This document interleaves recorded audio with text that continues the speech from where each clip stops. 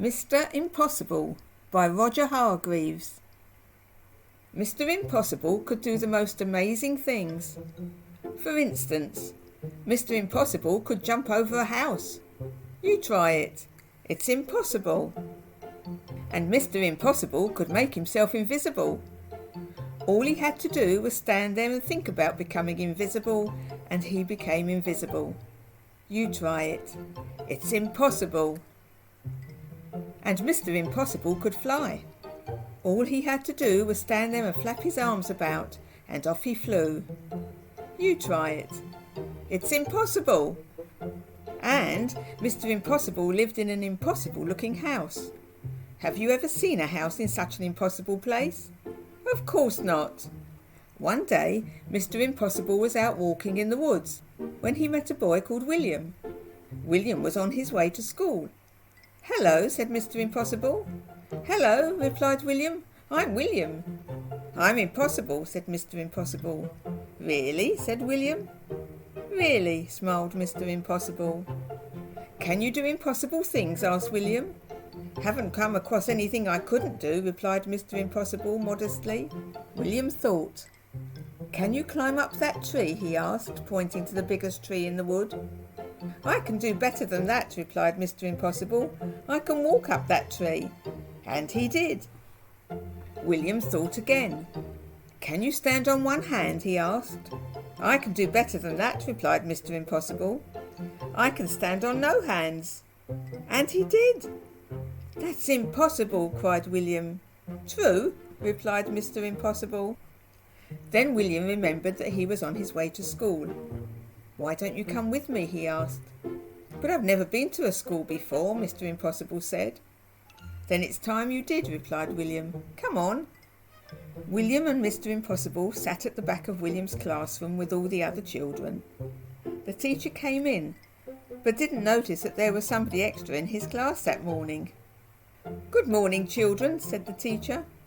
"I have a very difficult sum for you to do today. It will take you most of the morning to work out the answer." And he wrote the sum on the blackboard.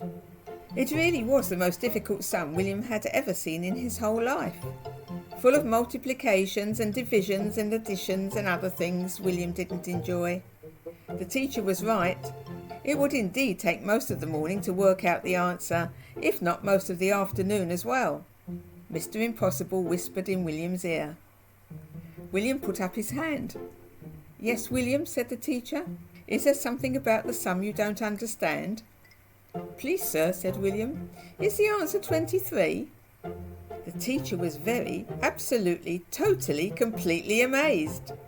"How did you work out the sum so quickly?" he gasped. "It's impossible." "Nothing is impossible," said Mr. Impossible from the back of the class, and stood up. "Well, I never did," exclaimed the teacher. After that, Mr. Impossible spent all day at the school. He showed the teacher how he could read a book upside down. "That's impossible," said the children who were watching. "Absolutely," replied Mr. Impossible. Then William asked Mr. Impossible if he would like to play in the school football match. "Oh, yes, please," replied Mr. Impossible. "I've never played football before." And do you know what he did? He kicked the ball so high into the air that when it came down it had snow on it. What an impossible thing to do! Then it was time to go home.